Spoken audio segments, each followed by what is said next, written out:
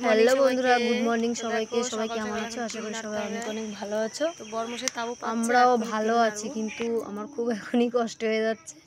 তো যেই দেখেছি অনেকটা রোদ্দুর উঠেছে, তখনই আমি আর আমার বরমশাই চলে এসেছি আমাদের তিল নাড়তে। তো 2-3 দিন হয়ে গেল বৃষ্টি হচ্ছিল, আজকে 3 দিন পরে রোদ্দুর উঠলো। তো চলো দেখো, পুরো রোদ্দুর উঠে পড়েছে। এখন আমি আর আমার বরমশাই দুজনে মিলে তিলগুলো সব নাড়বো। তো তিল তো নাড়বো, তিলগুলো গায়ে নিলে যে কি সুন্দর লাগছে বাবারে, চ্যাটচ্যাট করছে গায়ে, যেন সব তেল তেল তেল তেল হয়েছে। যাই হোক, আমি একটু ইয়ার্কি করলাম। তো আমি তিলগুলো নিচ্ছিলাম, তো আবার ওইভাবে অঙ্কুশ উঠে পড়ে ওকে কোলে নিচ্ছি। তাই বর্মশাই বললো আমি সব দিয়ে দিচ্ছি, তুমি বসে বসে নাড়ো। তারপরে ও সব আমাকে এখানে এনে এনে দিচ্ছিলো। আর ও যেহেতু হাতালা জামা পরা ছিল, ও ওইভাবে নিয়ে আসছে, ওর গায়ে ভরলে ওর অসুবিধা হবে না, কিন্তু আমার গায়ে ভরলে অসুবিধা আছে। অঙ্কুশকে কোলে নিতে হচ্ছে, তো এই কারণে। এই পাশে আবার অঙ্কুশ আবার আছে, ওকে এখানে এমনি। তো যাই হোক, চলো তিলগুলো আমি এক এক করে নাড়বো। সংসারে এখনও কোনো কাজ হয়নি, সকালবেলা ঘুম থেকে উঠে শুধু উঠানটা ঝাড় দিয়েছি। বাসি কাজটা বলতে এইটাই।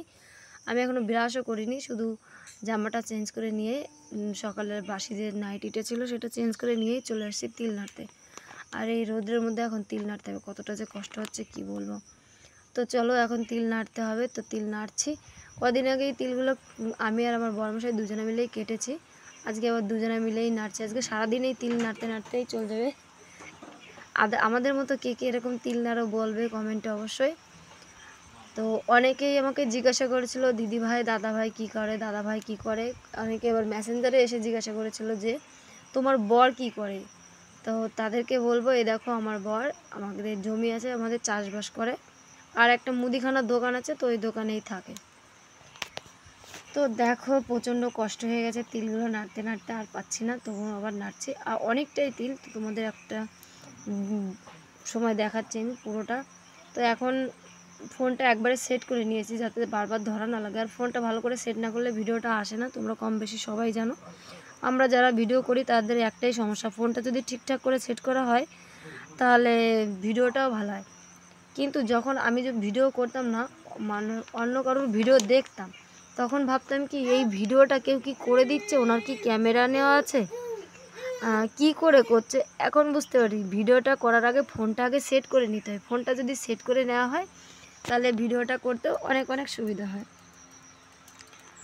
তো দেখো রোদ্দুর তো আজকে খুব সুন্দর উঠেছে। আর এই পাশটা দেখো, আমার এই দিকে গোলাপ গাছ আর তারপরে ফুল গাছ ছিল, আর এখানে বেগুন গাছ ছিল। তো ঝড়ে সব গাছগুলো ভেঙে গেছে আর পুরো গোড়ার থেকে উঠে পড়েছে। কিন্তু গোলাপ গাছটা খুব কষ্ট হচ্ছিল বলে একটা কাঠ দিয়ে বরমশাই বেঁধে একটু রেখে দিয়েছে ওইদিকে ঠেলে।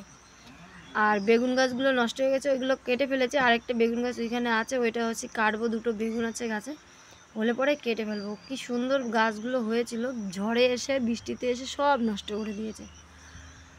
তো দেখো এখন এই তিল নাড়তে নাড়তে না অঙ্কুশটা আবার খুব কান্না করছে। লাস্টে কি করলাম, তিল নাড়া রেখে আবার ওকে আমি কোলে নিতে চলে গেলাম, নাহলে তো হচ্ছে না। আর ওকে কি বলবো, আর ও বারবার এদিকে চলে আসছিল। তারপরে লাস্টে এই দেখো আমি এখন চলে গেলাম। আর বর্মশাই বলছে তোমার আর নাড়তে হবে না, তুমি যাও তো, আগে ওকে ধরো তারপরে বাকিটা নাড়ো। সত্যি আগে ওকে কোলে নিয়ে আগে ওকে চুপ করিয়ে রেখে তারপরে বাকি এইদিকে সব তিলটা আবার নাড়তে চলে এসেছি। তারপরে এই দেখো ঘরে এসে এখন ফ্যানের তলে বসে থাকবো। তো বন্ধুরা বাই, আজকের মতো অবধি।